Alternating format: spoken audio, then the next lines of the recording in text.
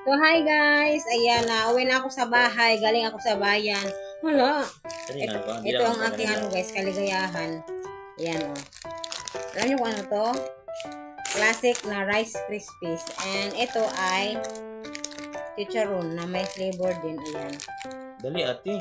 Ano, bata pa kami. Ganito na ang lagi namin kinakain. Ayun, wow. Wala lang oh. Eh, Sa? sa Kani? Magvlog ko sa mukan. And ayun. Nakita ko to sa tindahan kanina. So, yun pala, yung pinunta ko, nag-video sana ako. Kaso lang, nakasakay ako sa motor ng aking pinsan.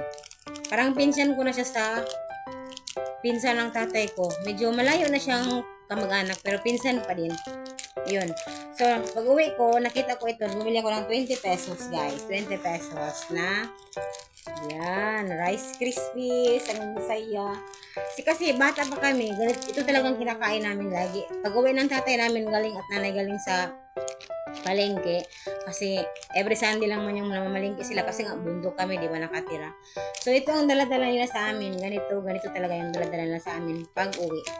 So, dati, ang lalaki nito, tapos isang 1 peso isa, ang lalaki. Ngayon, 5 peso, medyo hindi na siya malaki at manipis na siya, pero okay pa din.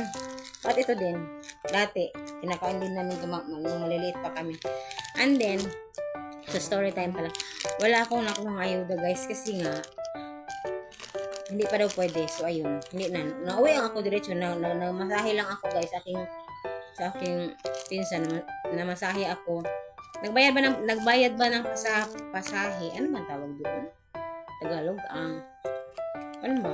Pasahe? Bayad ng ano? Eh, di ba magsakay ka, magbayad ka yun. Yun, hindi pa daw pwede. So, ayun, nauwi lang ako agad. And then, ito na. Itong vlog ko ngayon. May vlog din ako ngayon na guys, yung sa ano, sa ulam. Nangutang ako ng ulam guys. Nangutang ako ng ulam. Pero, ayun. Nabayaran ko na yung half. So, ayun. Sarap po siya, sarap. Sobrang crispy.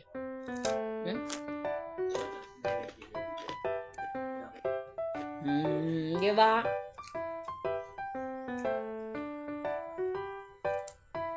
Sarap.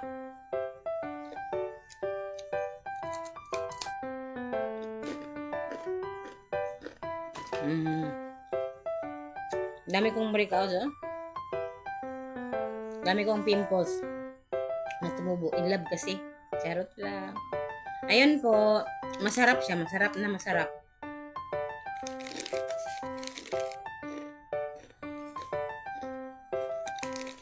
So, yung ayuda, hindi pa pwede. Kaya, walang ayuda. Balik na lang ako bukas. Nag-video sana ako kasi hindi ko natuloy yung video.